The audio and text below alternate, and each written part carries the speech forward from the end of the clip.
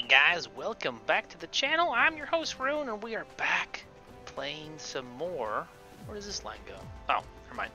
We're playing some more Dyson Sphere. Now, I'm a little quiet. There's boys upstairs fussing and carrying on, teething, you know. But I wanted to give you a little bit of an update and then go and look at a different system that I built. But as before, remember we were having an issue building magnets. I didn't have enough. And now I successfully have managed. So with this kind of setup currently right now, I added 2 additional.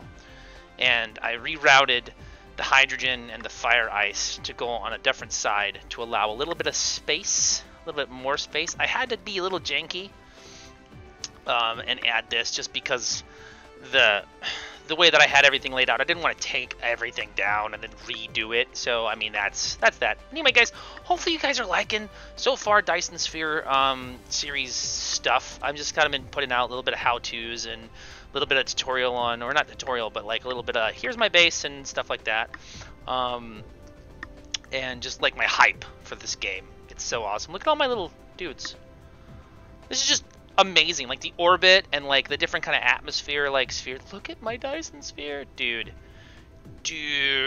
my dudes. That is gorgeous. Anyway, I wanted to show you guys a little bit about this stuff, right? This is a resource that you need, the graviton lens, to make your green cubes.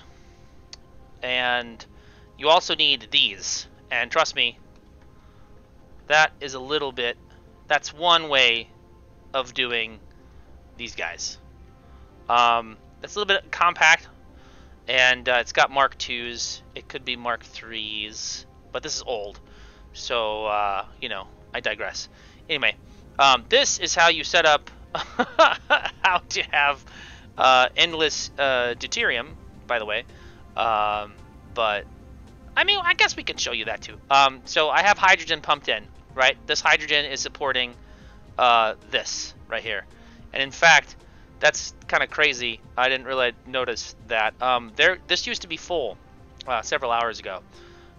So it looks like I have a bit of a cool burn. So there's no longer a lot of storage there, which is good because I have literally 4 hydrogen burn-offs that make deuterium. So it costs a lot of deuterium to make, like 10 hydrogen to make, you know, deuterium 5. So it's kind of a little bit of a balance. I can actually probably deactivate one of those because I have like deuterium's full in the back. But I'll kind of show you the crazy rundown. This is kind of be like a general, I don't know what this is going to be like. Let's just hang out and have a little bit of Dyson Sphere, you know, chat. So I was going to show you some other systems, but we'll just do this one. So hydrogen comes in off-world and comes into here and feeds making these really cool quantum chips. And this is solely isolated specifically just to feed into here. That is what this is for. There's some other things that pipe into there to allow the construction, like we need CPUs and blah, blah, blah, blah, blah. So that's a little off camera that I don't have set up here. Generally, what I like to do is I like to be modular, so everything for that one particular item is crafted all in one encompassing self-enclosed unit. But in this case, I have some offshooting stuff, mainly because I have like 4 storages full of CPUs, and I was just like, I don't really want to have to construct more. So we just pipe that in from there. So that's that. And then again, I get organic crystal off-world, so I don't have to manufacture that. So that's just another pipe in as well as the hydrogen. So our other hydrogen offshoot comes into here, and I have 4 miniature particle colliders to where it separates hydrogen and makes deuterium, which is cool. And then the deuterium product is piped into here, into another. This is an interstellar logistics one, but it can be other things. Oh, I totally forgot that I had like a whole bunch of stuff here. Ooh. I just recently looked, and I just recently killed the circuit board production off world, and I still have 10,000 to use. I'm gonna have to figure out where I want to dump that. probably put in some storage units and stuff because I'm full up over there. I'll have to figure that out off camera. But anyway, this setup here is really cool. I have like this collection, this kind of like oil rig collection of oil just set up here. I thought it looked cool. I was gonna have like this cool little platform thing. I didn't really understand at the time when I made this that, you know, each one is like 10,000 oil, and you know, it continuously pumps from a location. You don't really need to have this much set up at all. It's kind of wasteful, but it's aesthetically, you know, I want to build eventually over here in this quadrant. I'm gonna wall this all off, and or not wall it off, but I'm gonna you know, I can't words right now. I'm gonna build the foundations and make this whole area right here a self-enclosed energy production off the thermal. In an earlier tutorial video on how to, there's this way that you can just, if you're not needing the fuel like the refined or the hydrogen, you can just burn it off in an endless cycle of just power. And currently right now we're sitting at what, 370 at a, you know, we're generating 370 and we're spending about 280. So you know, we can room for growth, right? This right here is solely just to produce gasoline for my self-enclosed. Well, it's not really self-enclosed. Yeah, it is. It is words. This is just to generate all this refined oil here, otherwise known as gas. I'm gonna for now just call it gas, guys. So refined oil, gas. Okay, cool. That's used to make sulfur. I was having a bit of a sulfur problem. This is redundancy overhaul overkill. You don't need this for just for titanium alloy production, but I only had 3 before, and I ran out before, and I didn't have this set up, so I just kind of overkilled it just to have it. So I have like 20,000 reserve sulfur, which is fine. It's not really a big deal. Is it sulfur? I like freaking out. Sulfuric acid. So you know what I mean. And then I have the runoff here. I mean, I have so much storage. Like, look at that. That's, you know, 80. What, 10, 20, 30, 40, 60, 80 over here. You know, a lot. I have a lot. And then I even have this here. I can probably offshoot this over here now too. Hold on. There. Because yeah, self-enclosed. Sometimes there's a bit of a lull in here, to where some of the power cycles off. But also, again, mind you, in my other video, this I had an offshoot in here because I had a gas problem down here, but I fixed it and I forgot to fix that back. So normally all 7 of these are utilizing to go into there. Technically 6 because this one goes into here. Anyway, getting distracted, guys. Getting distracted. Got a cat on my lap. But that gas also pulls into here. And then I have this little plastic farm to where I build all my plastic. And I use plastic over here, if you can follow the line, all the way over here, to this plastic build up here. And I use this in conjunction with other junk to make these fiber optic guys, particle what? Broadbands.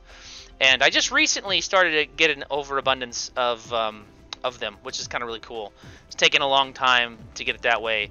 The higher end tier resources take a long time to build, at least for me, since I do everything kind of modularly and not everything to grandiose scales.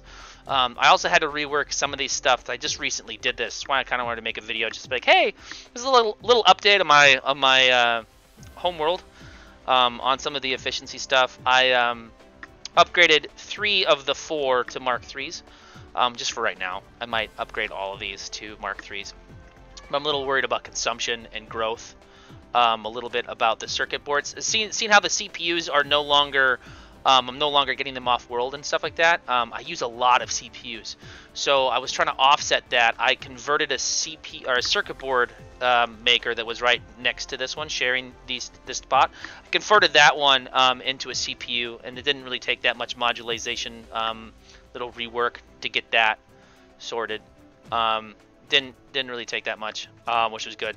And then to make this like 4, and then I also upgraded 2 of them, I think. It's getting nighttime. Yeah, 2 of them are now Mark 3, just to kind of see if that kind of offsets, because it's all about consumption, right, guys? So Mark 3s, they make 30 if they have enough resource, and currently right now these guys are like hungry right here. Probably because this is a Mark II belt. Yeah, it's a Mark II belt. So I'm getting a trickle. I should probably increase that. Actually, you know what I could do? Hold on. All about constantly upgrading your logistics, guys. Be ever vigilant. If you've upgraded to Mark IIIs, make sure for your most of your stuff, your outputs are Mark IIIs because they drop so many. I think I dropped like 6 or 7 at a go, and that really helps out feed these beasts so they can continuously make stuff. So see there. Now the line is full, which will ensure ever more production in the future. But anyway, so yeah, the plastic goes off into there and everything like that. So a lot of these systems, it kind of looks like a motherboard at first glance. I don't have massive amounts of research. I didn't find that I needed it. I honestly had 3s the entire time. My favorite number is 3. My lucky number is 3. I am the 3rd child of a family of 4 kids. So I don't know, 3 is just my thing. And the only one that I doubled up on really is in later end game. I realized that, you know, green production was really slow, so I was like, hey, I need to upgrade that. Let's just double it. Let's just increase it to 6. And then I noticed I was watching a different YouTuber, and I didn't used to do this. Fun fact: if you feed into your Matrix Labs, you can choose a research option. Well, this is actually generating the cubes, but over here you can this is a different thing too, but you can this has it set up to where I'm researching. It's an auto researcher, if I can words correctly. It's feeding the white cubes into here, and then so like when I select something, let's just select, what do I want to do? Do I want more? I want more construction drones. Yes, more. There. So I don't have 8,000. It's slow going. I have got like, that's like 3,600, not even 4,000. So it's going to slow down and it's going to grind to a halt, which is fine. But just to show you, it's auto. I don't need this. I can turn this off. It doesn't matter. It's just going to continuously go. I keep it on so I can see the progress of what's going on. But I didn't know that was like an automation thing that you can do. So you can feed in to these Matrix Cube dudes, the Matrix Labs, and have auto research just go, and then you don't have to babysit it. Because before, I always had to babysit like my first 100 plus hours of the game. I'd always be like looking at my queue and be like, oh hey, I only have like 100 more to go. I better go back to my home world and, you know, manually grab, you know, 1,200 of each and then wait for it to complete. And then I would like, you know, make sure it was all in my inventory, so then would continuously, you know, research. Did not know you could automate it. And a YouTuber showed me that out. So hey, food for thought. If you guys already knew that, sorry for being redundant, but you know, redundancy is my thing.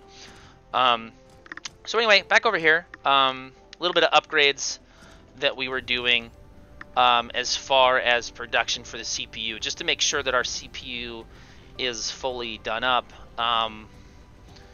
Because again, having a surplus is awesome. And just seeing here, see like I lose like 8 and I gain about 6, or I'm gonna have to watch it for a while. I've got class in a minute here, or not in a minute, in about an hour. But I'll just sit here and let it go in the background and then check on it later. What's nice about being a robot, being Icarus, is like if you run out of resources, you don't die. It's not like it's not a problem. You can spend hours, days being AFK and just letting your automation do its thing. This is like one of the only standalone input things that I have. I'm just trying to kill this vein here. But I'm using this to offset the need to have the foundations. So I have this little setup here to where I already had a steel production line anyway, just going into here, then feeding into the system. But what I noticed was that I was going to want a whole bunch of foundations. So I'm making a whole bunch of foundations because I want the Coruscant thing to be a reality. This is a little bit inefficient. Let me show you like my failures here. So I have 2 different offshoots really. I have 3 refinement here that's going into here. I should probably increase that number to have more, but I have so much here. I just kind of sometimes manually grab stuff and plug it in. It's not really a big deal. I don't need that much steel. It's not going to kill me to do the occasional like load this up so then this can work. And I haven't upgraded these guys either, just to single loads and stuff like that, because I have a lot of iron bars over here, and they're used in making the circuit boards and stuff, and it's not really a dire need. But see, look at all the deuterium that I have because of that deuterium setup in the over there. Because I have additional 2 or 3. I think I have 3. 1, 2, 3. Yeah, all 3 of these. So I have 7 total making deuterium out of my hydrogen, and I just have endless hydrogen. See, this is my main hydrogen. This is what I consider my main hub of hydrogen. It comes directly from the hydrogen port there, and it feeds into like how my mech gets fuel. So, you know, I like it. I also have this fire ice. I don't know what to do with it all. I have so much. I've made so many hodgepodge locations of just like, hey, I want to make more graphite. You know, I'm just gonna put these guys around here and try to balance the system. I have a self-enclosed, like this production here, solely feeds into here, which then feeds into a conveyor belt that runs this load out of graphite here, that then feeds this system to then create this tier, which was the original point of this video, was making the graviton lens. So anyway, get over here and kind of show you a little bit. Starting from the groundwork here, I've got ore piped in through off-world, and I've got the copper ore coming around. I've got the iron ore coming around, and they get refined into bars in this alley. This is like the refinement bar alley here. And I have raw ore being picked up and made into the magnets here. I have a surplus here. It kind of depends on your setup, which is really interesting. So take a note here. It kind of depends on what you're building. But see, so these are all Mark 1s, or Mark 2s, excuse me. Except for, yeah, no, everything is Mark 2 over here. So I still had to offshoot to have 3 or to 2, and see, even then we're running into a cog problem to where it's a deficit. For actually, no, I still have a surplus. But anyway, I have 4 here, like before in the other one, because the other one is making a different kind of in-game tier item, but this is generally the same setup for this one as well. Like, you still need the magnets, you still need the bars, you still need, you know, the magnet coils, you still need the electric motors, and then when you get up into here, you still need to create the electromagnetic turbine. And then that, in conjunction with graphene and more copper bars, then is where you get this in-game resource, the particle container. And you use that in conjunction with iron bars still, with a whole bunch of deuterium to make one of these guys, the strange matter. And then you use strange matter along with some diamonds to get these lenses. Now that's a lot of work for one thing, right? Yeah. So surplus is key, having abundance of surplus and everything. But notice my one key point here of this 20-minute long video here is to note a little bit of generalization about the base and kind of some of my stuff. I'll probably call this a tour of stuff and things or something like that. But I only need 6 here, and I'm full up here, and that's because the pacing of the Mark IIs. Now over here, if you remember, this is nearly the same setup, right? Because we're all, in the end, we're trying to get the thing that changes is after the turbine. After the electric magnetic turbine is when it changes the end product goal, but everything else is the same virtually. And I need, based off of all these different, you know, I need all this Mark III stuff and all the Mark III, you know, pumper outer, you know, doohickeys and stuff. I need, like, what, 9? 2, 4, 6, 8, 9. I need 9 of these to, like, barely get caught up here. That's crazy cool. So a thing to note, I mean, if you don't have a lot of resources, if you don't have a lot of infrastructure or something like that, like, it's not that bad of an idea to downscale your different marks, whether it's 1, 2, or 3, to figure out the pacing of when you want to make that good, because there is no rush here, right? And we have an abundance here too. I made the second stack here just solely so I can pull from here, so I can upgrade things, and I had a bit of a lull in conveyor belts, so I got tired of not having a lot of conveyor belts. So I spent about 2 hours crafting, and I crafted. Let me just pull these all in here. Let's look. I've got 8,557 Mark III conveyor belts now. And that's just solely because I got tired of running out of them. And I still have a whole bunch of Mark IIs. Mark IIs kind of map out my base fully, and then you kind of see clusters of Mark III here and there. But I like Mark IIs because it gives kind of like a steady space, where Mark III is just like, if you have something that's way on the other side of the globe, you know, Mark III is amazing. But I don't necessarily, it doesn't really matter Mark II or Mark III, but Mark IIs definitely pace a little bit slower.